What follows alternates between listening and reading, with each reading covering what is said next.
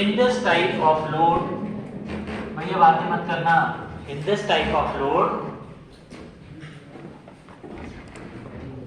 Load current I2 leads the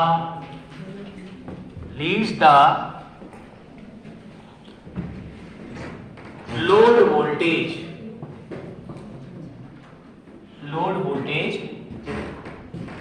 by an angle phi.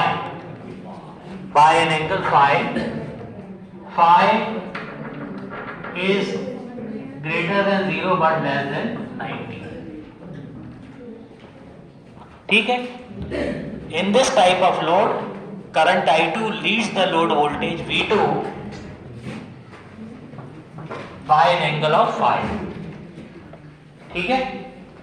इसी को हम दूसरी भाषा में लिखें और हम लिखेंगे यहां पर load voltage V2 lags current I2 by an angle phi, where phi is angle between 0 to 90 degree. ठीक है? हाँ, हमको इसका फेजर डायग्राम बनाना है। तो फेजर डायग्राम के लिए सबसे पहले तो हम इक्वेशंस लिखें, जो इक्वेशंस हमको पता है। ठीक है? हम इक्वेशंस हम लिखेंगे, तो इसको नोट कर लिया सभी ने? नोट कर लीजिए।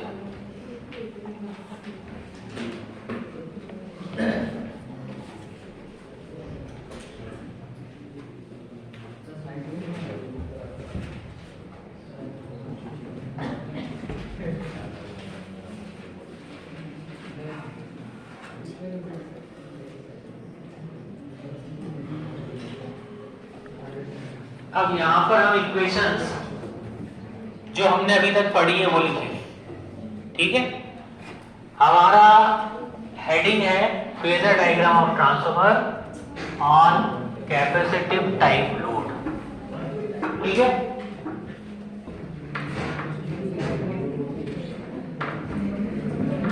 अब यहां पर हम ने जो इक्वेशंस पढ़ी है, सबसे पहली इक्वेशन है हमारे पास नंबर 1 इक्वेशंस ऑफ ट्रांसफार्मर। भैया बातें मत करो, equations of transformer. Equations of transformer number 1 है I2 by I1 is equal to K is equal to N2 by N1। एक इक्वेशन तो ये, ठीक है, is equal to E2 by E1। ठीक।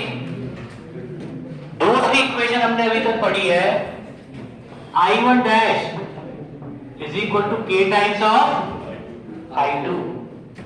I1 dash is equal to K times of I2। यहां पे हमने एक इक्वेशन पढ़ी है I1 is the primary current is resultant of I1 plus I1 dash। ठीक है, ये इक्वेशन पढ़ी है। ये इक्वेशन पढ़ी है I1 dash is equal to K times of I2। I1 dash क्या है? K times of I2। हो गया, ठीक।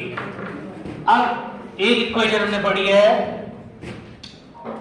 I2 मतलब V2 में हम ऐड करेंगे I2 R2, उसमें ऐड करेंगे हम I2 X2, तो हमको मिलेगा E2। क्या मिलेगा? E2, हाँ वेक्टर। और एक इक्वेशन हमने पढ़ी है कि -E1 में जोड़ेंगे हम I1 R1, इसमें जोड़ेंगे हम I1 X1, तो हमको क्या मिलेगा? V1। ये इक्वेशन हमने पढ़ी। ठीक है, ओके।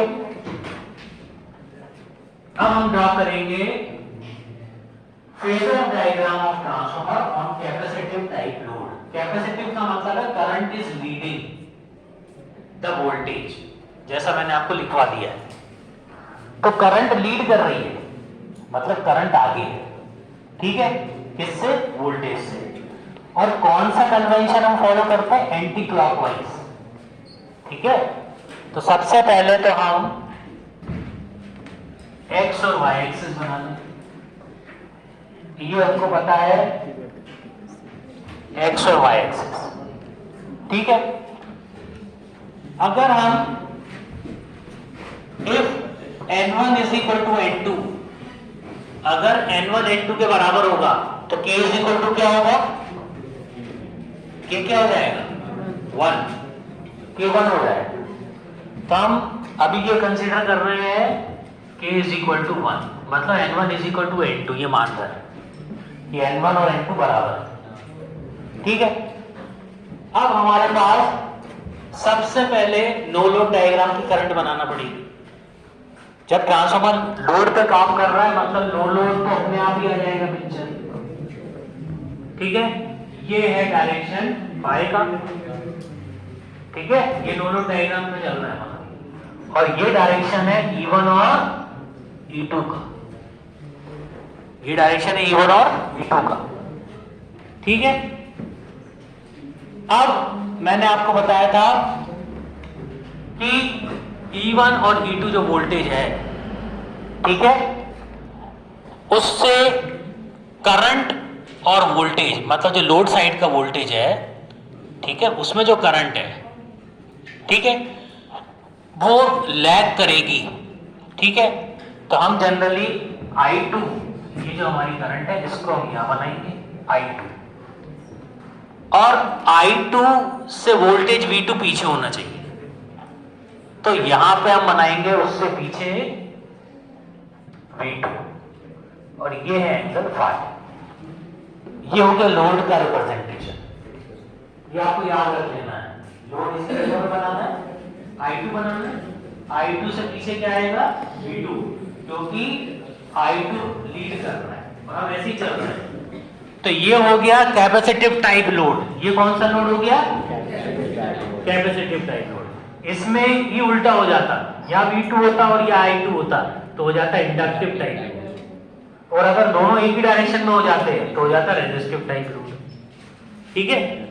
तो लोड का पहला प्रकार लिया हमने कैपेसिटिव टाइप, उसका दूसरा नाम है लीडिंग पावर फैक्टर लोड। तो अब आपको ये ध्यान रखना है, कोई एक ही नाम से आएगा, या तो कैपेसिटिव आएगा या लीडिंग पावर फैक्टर आएगा, दोनों नहीं लिखा रहेगा, जैसे मैं आपको बता रहा हूं, ठीक है। कोई एक लिखा रहेगा, अगर लीडिंग पावर फैक्टर लिखा है तो भी यही डायग्राम बनेगा, ठीक है। अब क्या करना है? अब हमको I2 का अपोजिट बनाना है। I2 का अपोजिट क्या होगा? I2 का अपोजिट बनेगा I1 डैश। I2 का अपोजिट क्या है? I1 डैश, ठीक है ना। I0 और I1 का रिजल्टेंट है I1, I1 डैश इसका और इसका रिजल्टेंट क्या है? I1। ये वेक्टर है आपका I1, ये वेक्टर क्या हो गया? I1। इतना तो अपन ने लास्ट क्लास में पढ़ा था। अब अपन को बनाना है V2 में जोड़कर E2 और E1 में जोड़कर V1। लेकिन जोड़ना क्या क्या है? V2 में I2 R2 जोड़ेंगे, I2 X2 जोड़ेंगे तो मिलेगा E2। क्या मिलेगा? E2। V2 यहां है, V2 यहां है। अब वोल्टेज में वोल्टेज जोड़ा जाता है, करंट में करंट जोड़ा जाता है, समान चीजों में समान चीज जोड़ी जाती है। मतलब I2 R2 भी वोल्टेज है और I2 X2 भी वोल्टेज है। और हमने लिखा है ना, I2 R2 is resistive drop और I2 X2 is inductive drop.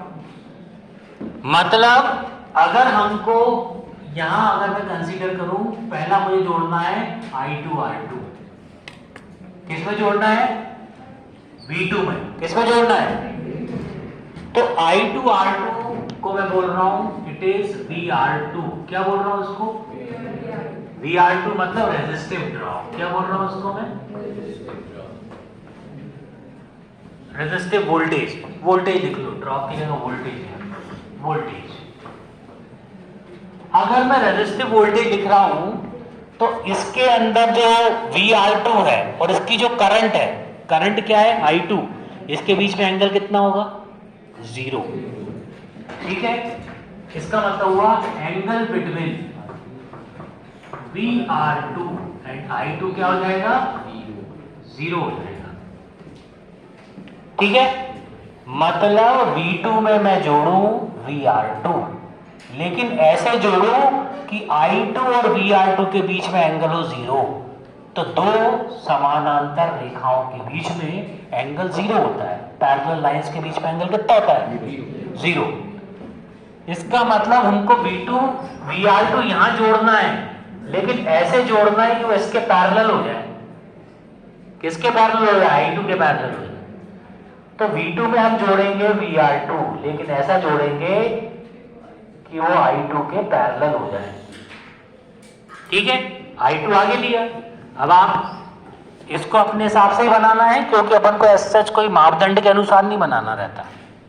ठीक है, सिर्फ एक रिप्रेजेंटेशन रहता है ना, तो उसके अनुसार आपको फिर रिप्रेजेंट करना है बस। ठीक है, तो I2 इसके पैरेलल जोड़ दिया VR2। ठीक है, अब दूसरा जोड़ना है I2X2। I2X2 को मैं बोल रहा हूं VL2। क्या बोल रहा हूं उसको? VL2 मतलब इंडक्टिव वोल्टेज। कौन सा वोल्टेज है ये? वोल्टेज। अब ये इंडक्टिव वोल्टेज मतलब आइडियल कंडीशन में हम ले रहे हैं, तो इंडक्टिव वोल्टेज और करंट के बीच में एंगल होता है 90 degree. Angle between VL2 and I2 is 90 degree. और कौन लीड करता है? VL2। क्या कौन लीड करता है? VL2। अब ये जो VR2 है, इसके 90 डिग्री ऐड करना है। इसके 90 डिग्री, इसमें क्या ऐड करना है? VL2। किससे 90 डिग्री? इसके 90 डिग्री। ठीक है, तो अब यहां पर आपको इससे 90 डिग्री एक लाइन खींचनी है। मैं ग्रीन कलर से खींच देता हूं। यहां पर ग्रीन कलर से लाइन खींचूंगा। ये किसके 90 डिग्री है? इसके I2 के। इसको मैं बोल रहा हूं VL2। इसको क्या बोल रहा हूं मैं? VL2। ये जिस लाइन पे यहां कट करेगा ना, ये कहलाएगा E2। ये क्या कहलाएगा? E2। ये क्या कहलाएगा? E2। तो VL2 हमको ऐड करना है I2 के 90 डिग्री। ठीक है, इतना हो गया। इसके बाद समझ लीजिए पहले, इसके बाद E2 बराबर E1 होगा as K is equal to 1। E2 बराबर E1 है, क्योंकि हम क्या ले रहे हैं? K is equal to 1। मतलब E1 का अपोजिट बनेगा -E1। क्या बनेगा यहां पे? -E1। E1 का अपोजिट बनेगा -E1। अब -E1 मतलब ये पहुंच गया, यहां पहुंच गया। हमने इसमें ये दोनों जो है तो ये मिल गया। E2 बराबर E1 है, हमको -E1 चाहिए तो उसका अपोजिट बना दिया, मतलब यहां पहुंच गया। इसमें ऐड करना है I1R1। I1R1 को बोल रहा हूं मैं VR1। ठीक है, इसको हम बोलेंगे रेजिस्टिव वोल्टेज। कौन सा वोल्टेज बोलेंगे हम? तो इसकी करंट I1 और VR1 के बीच में एंगल कितना होगा? 0। VR1 और I1 के बीच में एंगल कितना होगा?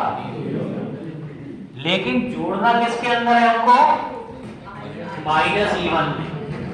भाई माइनस E1 में जोड़ना है ना VR1, तो यहां पर इसके पैरेलल यहां हम ऐसे जोड़ देंगे, ये हो गया आपका VR1, किसके पैरेलल, I1 के पैरेलल, ठीक है। I1 के, आपको किस में जोड़ना है, आप क्या बनाना है, आपको माइनस E1 में I1R1 जोड़ना है। I1R1 को मैं क्या कह रहा हूं, VR1 की करंट कौन सी है, I1, तो I1 करंट तो ये है, लेकिन जुड़ना यहां है, तो क्योंकि एंगल 0 है तो VR1 इसके पैरेलल जाएगा, ये यहां पे आप इसको ऐसे जोड़ दें। फिर दूसरा वोल्टेज है I1X1 को हम बोल रहे हैं VL1 कौन सा है, ये इंडक्टिव ड्रॉप, कौन सा ड्रॉप है, ये इंडक्टिव वोल्टेज है। अब इंडक्टिव वोल्टेज का मतलब VL1 और I1 के बीच में एंगल कितना होना चाहिए, 90 डिग्री, ठीक है। हम क्या करेंगे, यहां से एक लाइन ड्रॉ करेंगे 90 डिग्री पर, ठीक है, ये लाइन हमने ड्रॉ की जो है 90 डिग्री पर, इसको हम बोलेंगे VL1 मतलब I1X1, बस फिर कुछ नहीं करना है आपको, फिर इस लाइन को यहां से जोड़ देना है, ये बन जाएगा आपका V1, ये लाइन आएगी ये वाली, इसको बोलेंगे हम V1, ये हो गया V1, ठीक है, ये हो गया V1। तो V1 बेसिकली क्या है, minus E1 plus VR1 plus VL1, मतलब VR1 means what, I1R1, VL1 means I1X1, यहाँ पे VR2 का मतलब क्या है, I2R2, VL2 का मतलब क्या है, I2X2, ओके। तो इस तरह से आप इसको ध्यान रखेंगे, दिस इज योर